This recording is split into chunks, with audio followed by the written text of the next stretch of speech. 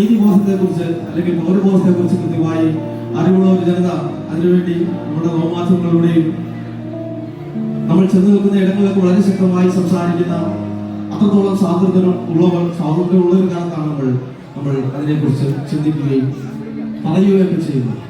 അതിനൊക്കെ അപ്പുറം അനീതി നിയമമായിരുന്ന ഒരു കാലഘട്ടത്തിൽ മനുഷ്യർ ഒറ്റയ്ക്ക് കൂട്ടമായും നിൽക്കുവാനോ നടക്കുവാനോ വർത്തമാനം പറയുവാനോ അവകാശമില്ലാതിരുന്ന ഒരു കാലഘട്ടത്തിൽ സ്വന്തം സ്വാതന്ത്ര്യത്തെക്കുറിച്ച് സ്വന്തം അവകാശങ്ങളെ കുറിച്ച് കൃത്യമായി ബോധ്യമുണ്ടായിരുന്ന ഒരു പെണ്ണ് വളരെ ശക്തമായി തന്റെ അഭിപ്രായങ്ങൾ അറിയിക്കുന്ന ഒരു വിപ്ലവത്തിന്റെ സംഗീതമാണ് പാടുവാൻ പോകുന്നത്.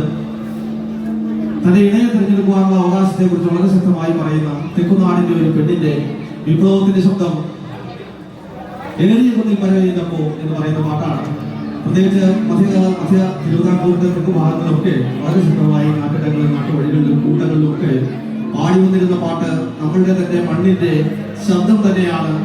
പാട്ടുകൾ എപ്പോഴും മാനവീയതയെ കാക്ഷിക്കുന്ന പാട്ടുകൾ തന്നെയാണ് നാട്ടുപാട്ടുകൾ എന്നുള്ളതുകൊണ്ട് തന്നെ ഇതിന്റെ വായ്ക്കാരികളൊക്കെ കൃത്യമായി അറിയുന്ന വളരെ വളരെ ചരിത്രപരമായി സംസാരിക്കുവാൻ ശേഷിയുള്ള ഒരു ജനതയുടെ മുമ്പിൽ തന്നെയാണ് പാടുന്നത് എന്നുള്ളതുകൊണ്ട് തന്നെ ആ ചിന്തകൾക്ക് ആ ആഗ്രഹങ്ങൾക്ക് വൈരുദ്ധ്യമായി പെരുമാറില്ല എന്ന ബോധ്യത്തോടു കൂടി തന്നെ പാടുകയാണ് വായ്ത്താരികൾ ഏറ്റുപാടണം തെക്കുനാടിന്റെ പറച്ചിൽ പാട്ടിലേക്ക്.